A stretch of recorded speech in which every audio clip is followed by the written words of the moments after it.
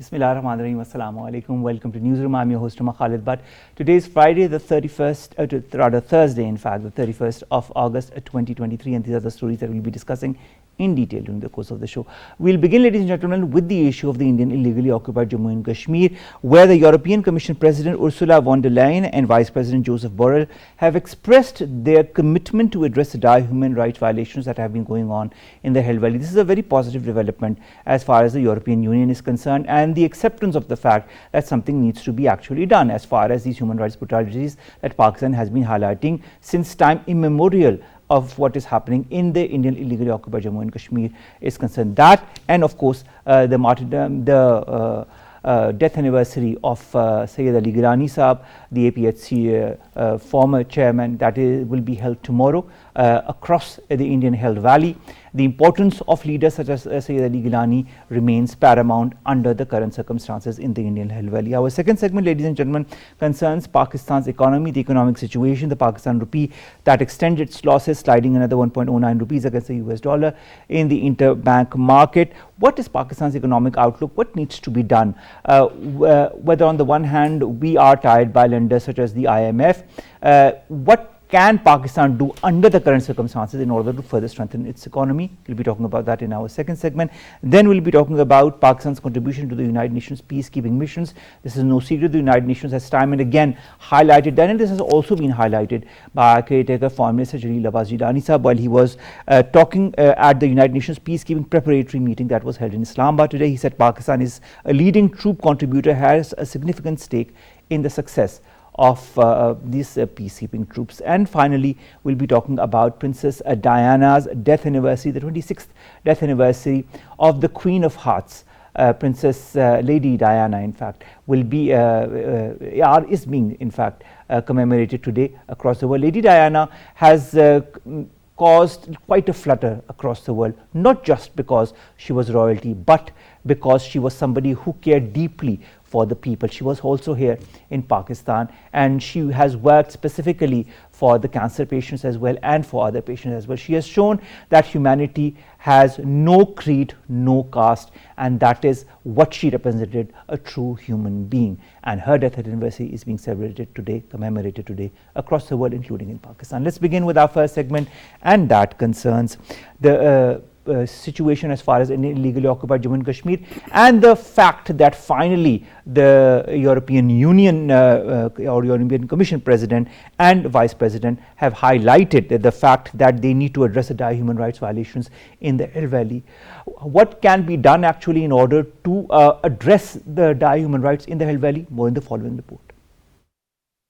The second martyrdom anniversary of veteran Kashmiri Hurriyat leader Sayyid Ali Gilani will be observed. Sayyid Ali Gilani died in Indian captivity on the 1st of September in 2021 at his residence in Srinagar, where he had been kept under continued house arrest for over a decade. Sayyid Ali Gilani throughout his life championed the right to self-determination of the people of Jammu and Kashmir and advocated the settlement of the Kashmir dispute in line with the UN resolutions and the Kashmiris' aspirations. Sayyid Ali Gilani's lifelong struggle for the Kashmir cause would be written in golden words in the annals of Kashmir's history. His lifelong unwavering struggle and sacrifice for the cause of Kashmir is indeed a proud legacy that will be continued to inspiring Kashmiris in the upcoming generations. As a result of Kashmiri resistance movement worldwide, European Commission President Ursula von der Leyen and Vice President Joseph Borrell have expressed their commitment to addressing the dire human rights violations in the Indian illegally occupied Jammu and Kashmir. In a letter to lawmakers, President von der Leyen and Vice President Borrell stressed the importance of negotiations surrounding the human rights issues in the occupied Kashmir and specifically highlighted the need for talks on human rights violations. The international community and world human rights organizations should force India to stop its state terrorism in Indian illegally occupied Jammu and Kashmir and to give the Kashmiris their right to self-determination.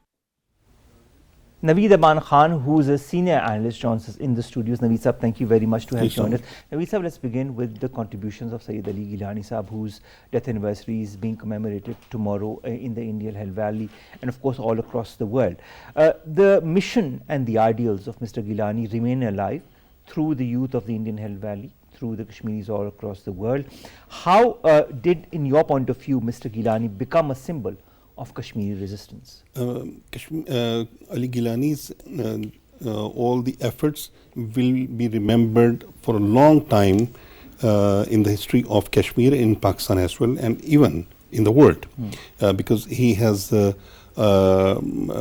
sacrificed his life for the right of self-determination of the Kashmiris and for the liberation of Kashmir from India as well. So his work and his sacrifices are across the board. Everybody acknowledges his sacrifices and his deeds, his accomplished tasks for the Kashmiris and for Kashmir. He is the torchbearer of the freedom of Kashmir from India. So he struggled a lot throughout his life. He struggled a lot for the cause of Kashmir throughout in the world. Not only in Kashmir, but also wherever he traveled, he fought for the rights of the Kashmiris in the world. Be it is UN or it is African Union or it is European Union or any forum. All right. His struggle has been carried out. All right. And I believe that his work will never vanish until the goal achieved by the Kashmiris. How do you see the determination of the Kashmiri youth who are paying homage to Sayyid Ali Gilani Sahab on his second martyrdom anniversary? Definitely. Ali Gilani is a towering personality in Kashmir, and the services of his services are remembered by the Kashmiris. They know what he has rendered to them and what he has worked for them. The Kashmiris cannot forget him at all. They will definitely commemorate his death anniversary, pay great homage to him, as Pakistanis pay great homage to him because of his struggles. And in all of the world, in UK, in America, all over the world, the Kashmiris and the Pakistanis, they pay homage to the Kashmiri leader, Ali Gilani. That is true. Also, I'd like to point towards the fact that the European Commission, the President and the Vice President, have now said on the record that they want to commit themselves to address the grave human rights violations in the Indian Hill Valley. How do you see that step towards addressing these grave human brutalities in the Indian Hill Valley, and do you think it's the right step in the right direction at the right time? And what kind of role do you feel these lawmakers from the European Commission or the European Union can play? Definitely, it's a big success of the Kashmiris, the Kashmiri freedom fighters, and as well as it is a big success of Pakistan, because Pakistan has been advocating the Kashmiri cause of their liberation and their self-determination. I believe that the stance given by the European Union and the parliamentarians, lawmakers, is very, very important at this stage. I would say, as you have said, that it is right according to the time, and it is right in time. And it's a blessing for Pakistan, for Kashmir as well. We need to enhance, or the Kashmiris need to enhance their struggle or their efforts in the entire world on all the forums available to address European Union or the African Union or the UN or any other or OIC or any league. They need to enhance their struggles, and I think their struggle will work, because this is the acknowledgement and endorsement of the European Union to the brutalities of India happening in Kashmir. All right. Also, Naveed Sahab, I'd like to understand, and I'd like to refer to what the United Nations Special Rapporteur on Minority Problems, Fernand de Verren, said, and he has said that a lot of times in the past as well. But this time he focuses on the G20 and said that this organization has been unwittingly providing a veneer of support. This is very important, a quote-unquote veneer of support to a facade of normalcy in Kashmir. This is, I feel, a very important statement. How do you feel that the European Union and the United Nations can either pressurize India or maybe boycott India over any such event, as has happened in the past in the Indian Hill Valley, in the future as well? What kind of pressure tactics do you feel can be used on India so that it reverts its tactics, whether it be what happened on the 5th of August 2019 or whether it be even the brutalities that have been going on before that? I believe the world community should have boycotted this event of G20 in Srinagar, or the event which they organized in May 2023. The both are deliberately organized in Srinagar, focusing that Srinagar is a part of India. But Srinagar and the Kashmir is a disputed part, and is not the part of India. We are party to it, and we believe that Kashmir or Pakistan is incomplete without Kashmir. One thing is very important, that we have heard that MBS is visiting Pakistan, and before participating in that moot, he will be here. It's a very good gesture, but we demand more than this from the community, from the international community, not only from Saudi, but also from the all other 18 or 19 countries, including Saudi Arabia. When they decided to go there, they should have boycotted, or they should have shown their concern over it. And we have our very serious concern over all this progress which is being which is going to be in Srinagar in the name of G20. All right. Now in September also there's the G20 summit.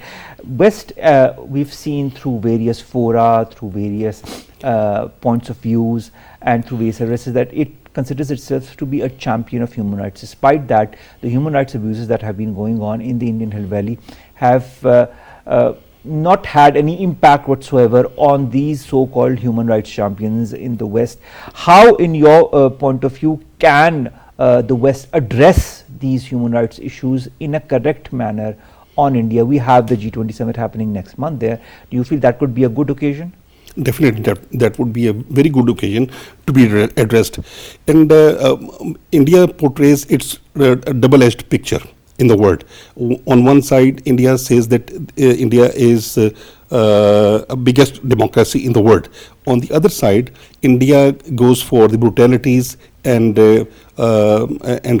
clutches the fundamental rights of the Kashmiris. They are not in thousands; they are in millions. There are big community there, and they are fighting for, and they are desiring for, struggling for their independence from India.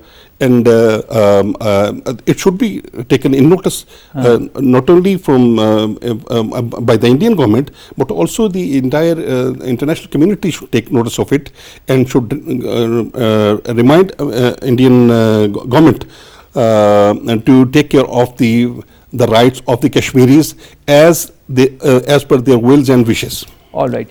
Looking at all the statements that I've pointed out to you, whether it be by the European Commission President and Vice President, whether it be by the UN Special Rapporteur on minorities, whether it be by the OIC that has happened very recently as well, who have also asked India to reverse all the illegal and unilateral measures taken on or after the 5th of August 2019, is pressure mounting on India? It is mounting, very fortunately, and the efforts are now working. The efforts of the Kashmiris, the efforts of the freedom fighters, and even the efforts of the Pakistani lobby, which is working in international levels, in UN, in America, and UK, it is not working. And one more thing is very important, that a few days back, Indian Supreme Court has also moved some, something in favor of the Kashmiris. That is also a very good development. In fact, it was all the petitions that had been going on against the 5th of August 2019 had been jumbled up and had been put in on Supreme Court. Supreme Court was hearing that. Definitely, that is. All right. Now, a survey of over 30,000 people rather across 24 countries between February and May this year. This was when this survey was conducted by a Washington-based Pew Research Center, which is quite renowned, says that India's popularity is waning in most of the European countries. Is it true? Do you feel there's some kind of proof as far as that is concerned?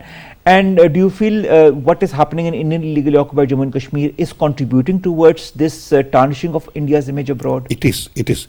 And the behavior and the response of the European Union at this stage is an endorsement of this survey.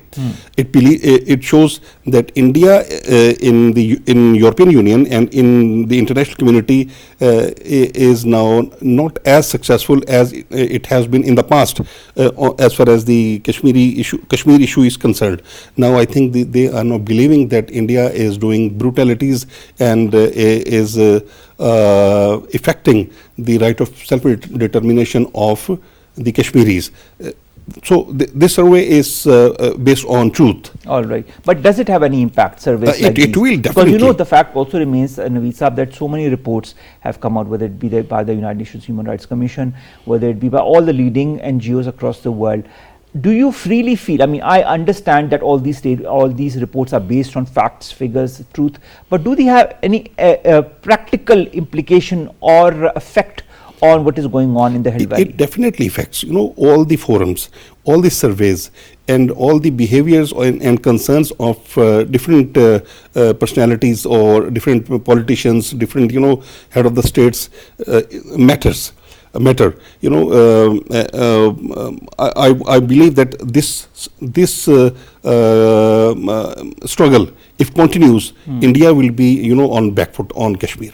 All right. I hope, because I don't see that happening, to be very frank. India is adamant as far as Indian illegally occupied Jammu and Kashmir is concerned. It considers itself as decisions taken on the 5th of August 2019 of it to be integral part of India, as they say. How is Pakistan ramping up the pressure on the international community so that they ask India to do the needful? Because Indian illegally occupied Jammu and Kashmir is a disputed region, whether India accepts it or not, and with the number of resolutions that are there in the United Nations, they cannot contest the fact that it is not a contested region. Pakistan, on two fronts, Pakistan can enhance its efforts. Number one is political support. Number two is its diplomatic support. And these are the two fronts where Pakistan is mounting its pressure, or it's working on it on international community. And Pakistan, I think, with the course of few months, Pakistan is successful in making the things understand to the European Union or to the international forums. And the concern of the European Union, which European Union has now shown, is the result of the efforts made by the Pakistan and made by the Kashmiris on international forums. Of course, like for example, I'd like to mention Chaudhry Parvez Iqbal Loser, who's the deputy chair of the European Pakistan Friendship Federation. He's played a very important role as far as highlighting the Kashmiri cause in the European Commission, and of course letting people know what is actually going on, because there's a huge Indian lobby also in Brussels. There's a huge Indian lobby in the United Nations and elsewhere that is trying to say, put perspectives that are completely wrong and not based on the truth, and that is what we want. We want the truth to come out. Khalid, if you just have a view on the life and struggle of the Kashmiri leaders, just have a look on Yasin Malik and Burhan Wani, Maqbool Bhatt, Afzal Guru, Ali Gilani. The list goes on. Many, all are, towering personalities who have struggled and worked for the Kashmiri freedom. And there are many leaders who are in exile. They are not in Kashmir, and they are struggling out of Kashmir for the Kashmiri cause. And they are interacting with the international communities. They are traveling all around the world, Geneva or any forum. They are struggling for it. And they are very much successful, because this concern of the European Union is the result of their struggle.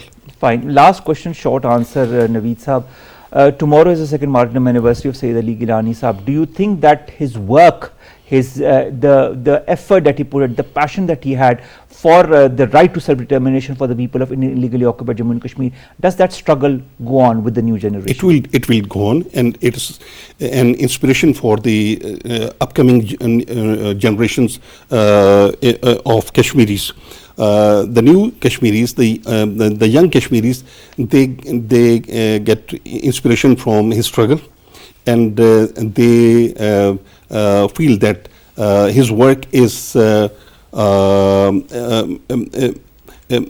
only way to follow. I think the principles that he set by creating the APHC, and of course the way he moved forward, the way he struggled, the way he was constantly put in jail and then incarcerated and then put under pressure by the gives Indian government. to the young He never reeled generations. under the pressure. He continued to fight till his last breath for the rights of the people of Indian illegally occupied Jammu and Kashmir, and this is what the youth of the Indian held valley need to go forward with, looking at all the zeal and zest that he had put forward and the principles that he had, enshrined through his life's work. I think that is, he might not be within us or amongst us, but his work goes on and his life's work lives on through all the struggle of the youth of the Indian held valley. Thank you so very much, Naveed Aman Khan Sahab, to have joined us, to have talked to us about various factors concerning Indian illegally occupied Jammu and Kashmir, whether it be the realization by the European Commission as far as the human rights brutalities are concerned, or the United Nations Special Rapporteur on minorities, or by the OIC that happened a couple of days back, or of course the importance of the work of leaders such as Sayyid Ali Gilani Sahab. And thank you very much for your contribution to this. Let's come to our second segment, ladies and gentlemen, and that concerns Pakistan's economy. A lot of questions emanate, a lot of apprehensions are there, a lot of people are worried about the current situation as far as Pakistan's economy is concerned. If you just look at the dollar versus rupee, or the rupee versus dollar parity, the rupee did extend its losses again, sliding at another 1.09 rupees against the US dollar in the interbank market. The dollar did close at 305.54 rupees against yesterday's close of 304.45 rupees. The rupee has shed 4.6% through August. The rupee has lost 6.2%. Stocks have also suffered for the fifth straight session, bleeding more than 1700 points. Zia Banday, senior economist, joins us online. Banday sir, pleasure to have you on board to discuss a very important and a sensitive issue as far as the current situation in Pakistan is concerned. The rupee losing 0.4% as Pakistan eases import restrictions to abide by the conditions set under a $3 billion bailout by the IMF. How do you see the Pakistani currency performing in the coming days? Is the slide going to go on? Is it going to get stabilized? I don't think so. It's going to stabilize very soon, because the issue is this, that this package is only one part of the whole system. What is important for Pakistan, we're looking forward for that. They have to arrange funds from other sides also. You are only talking about $3 billion. And what is important for these $3 billion, and which is also coming into different installments also, that it's basically going to open for the credit from other sources also. That's one part. Second part, as a country, as an economy, we have to generate foreign exchange for ourselves also. I mean to say, this money is not going to fulfill all our requirements of all these trade deficits and loan repayments, all these things.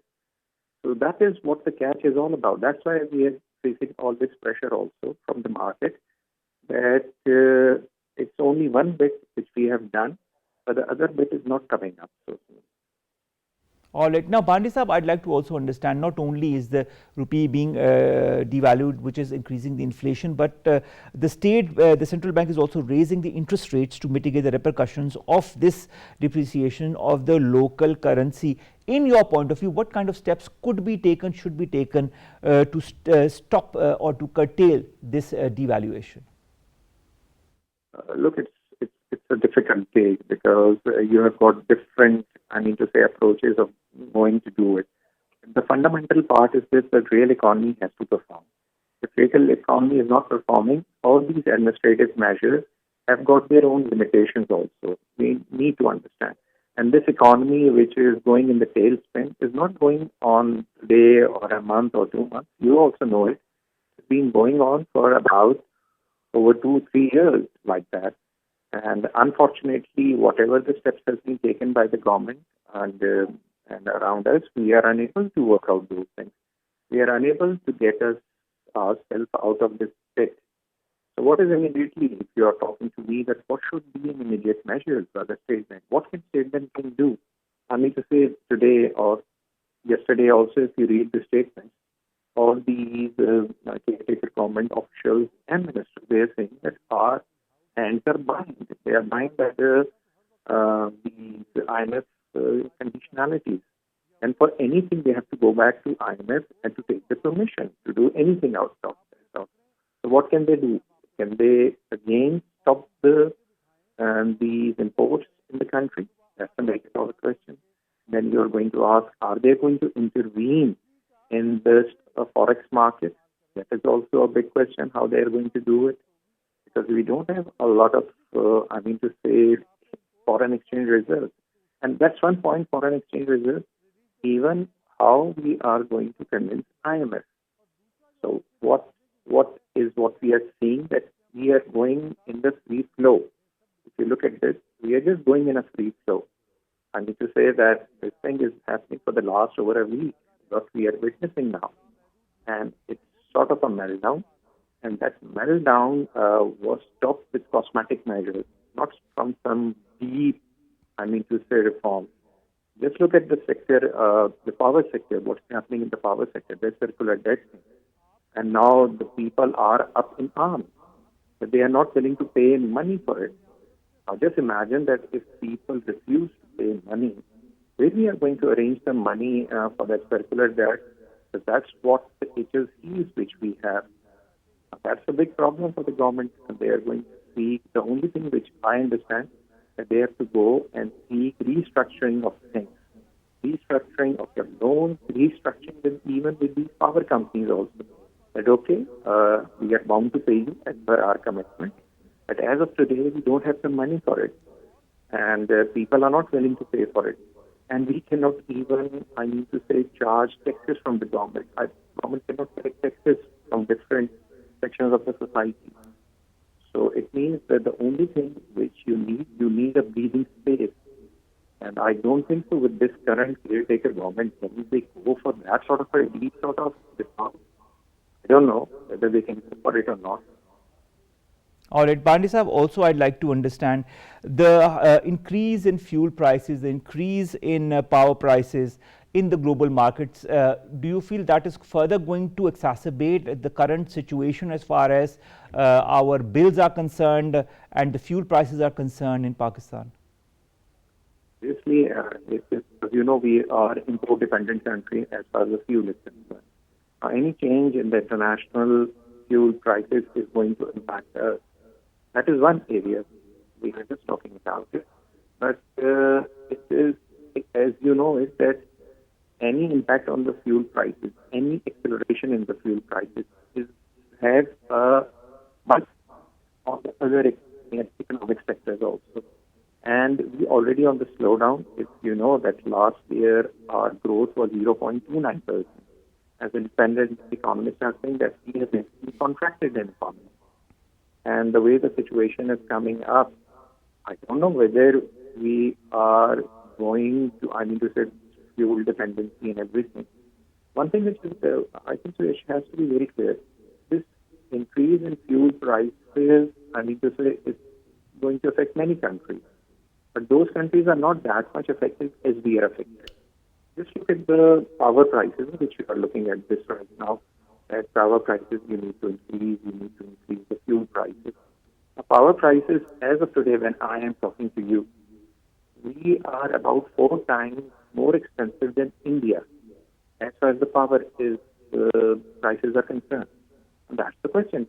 India is also equally depending on fuel, because I know that they have more energy mix, but now they are importing coal from Australia. Recently, they have started importing because their own demand, because of the high economic growth, is not fulfilled. Now, that is also so. But all right. Or Banday Sahab, the benchmark ASE 100 index also fell over 1,000 points. Investor confidence isn't what it used to be. How can we regain it, in your point of view, under the current circumstances? And of course, the perception of economic uncertainty that is quite prevalent. How can we also try to dispel that to as much extent as possible to gain more confidence amongst the investors? Is that possible in your point of view? And if so, what is the methodology? I'm very clear about this. Is this that I don't care about the stock market. The stock market, if you close it down today in Pakistan, it doesn't create a iota of a difference to the Pakistan economy. The total market capitalization to your GDP is only 6%. India has 103% to their capitalization. China has 84%. I mean to say that the number of companies in the last 4 years have actually contracted in the stock market. We had 534 companies in 2019. Today we have 524 companies. Despite of that, 13 more companies have listed over there. It means effectively 23 companies have delisted from the stock market. We are the smallest stock market. I mean to say the total capitalization of the stock market is $21 billion. Now, if you look at the world total capitalization, it's $100 trillion. What is our share? 0.02%. Now, just imagine that should we be caring about it, about this paper economy where some speculators are making money? I think so. I should be more concerned about the real economy. I should be more concerned about how to reduce the power prices in the country so that my cost of doing actual business of the people should go down. Now, here the whole country you have made it a speculative economy.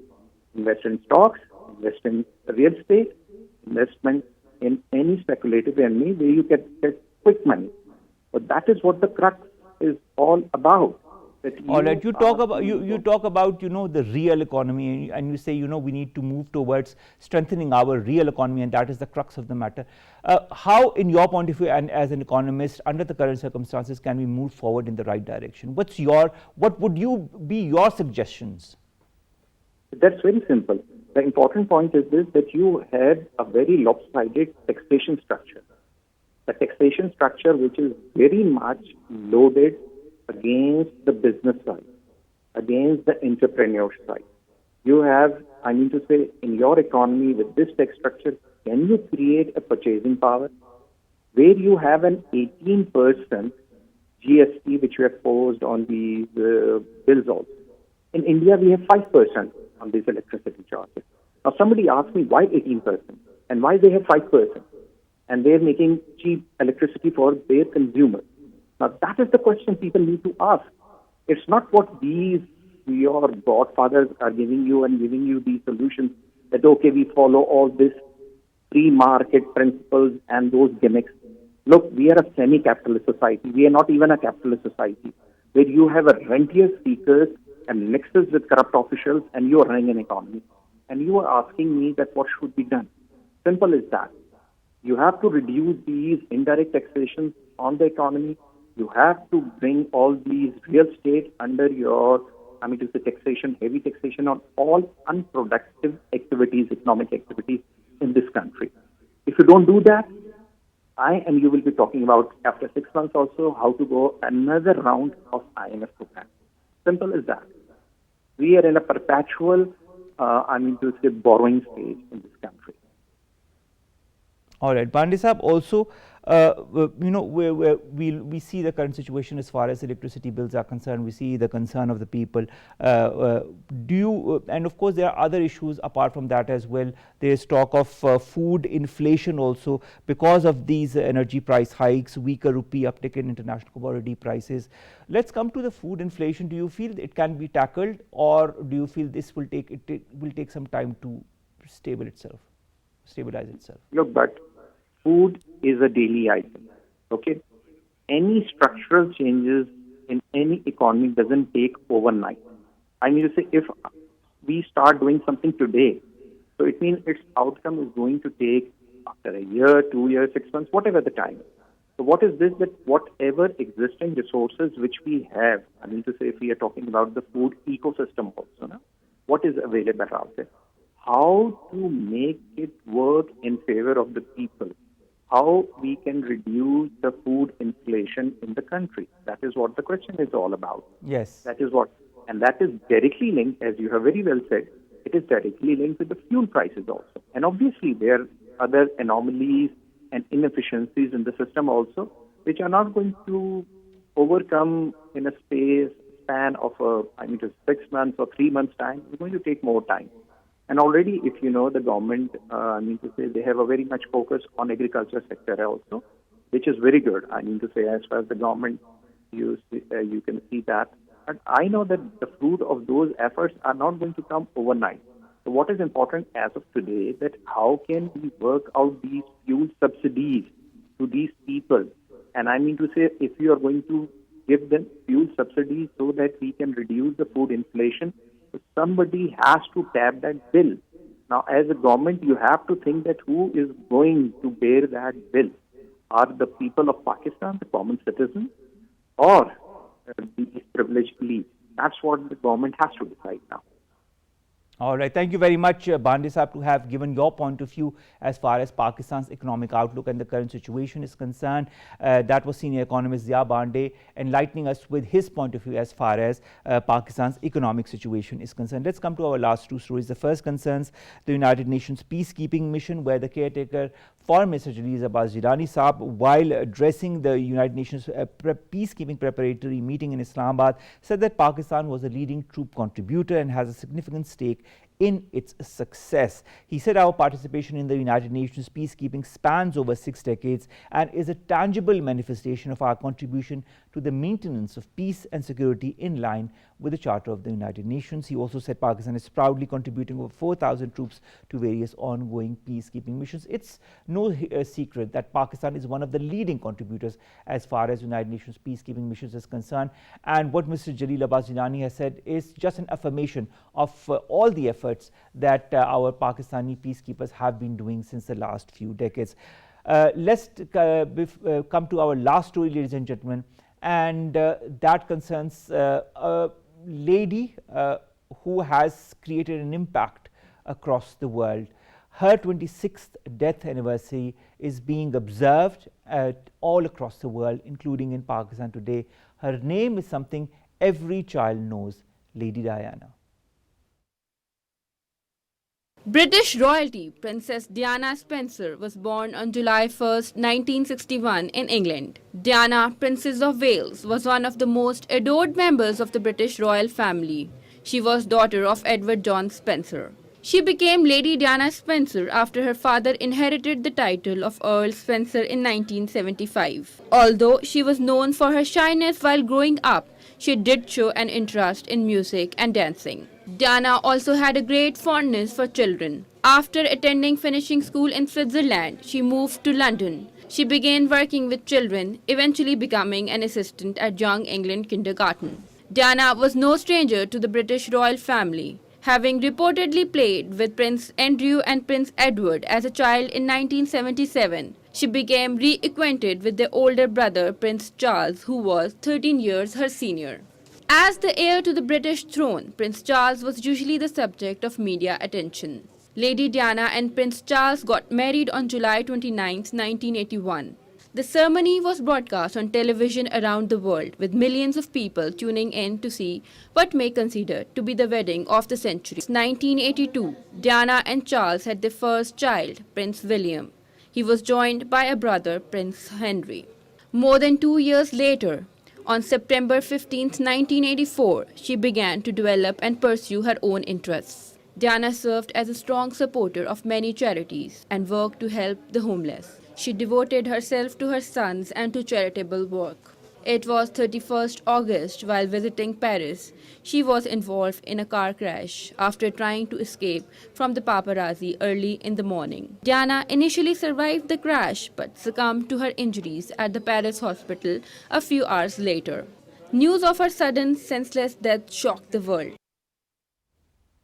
Her sudden death still shakes the world because she was one amongst billions. She was a leading figure. She was a light, a beacon of light. She was the Queen of Hearts. She was Lady Diana, and she will always remain Lady Diana, the Queen of Hearts, and she will always be remembered for her global humanitarian efforts, including her efforts in Pakistan, where she visited a couple of years back. With that, ladies and gentlemen, we come to an end of today's newsroom. We'll see you inshallah tomorrow with news segments, stories that pertain to us, you in Pakistan. Till then, stay safe. Allah.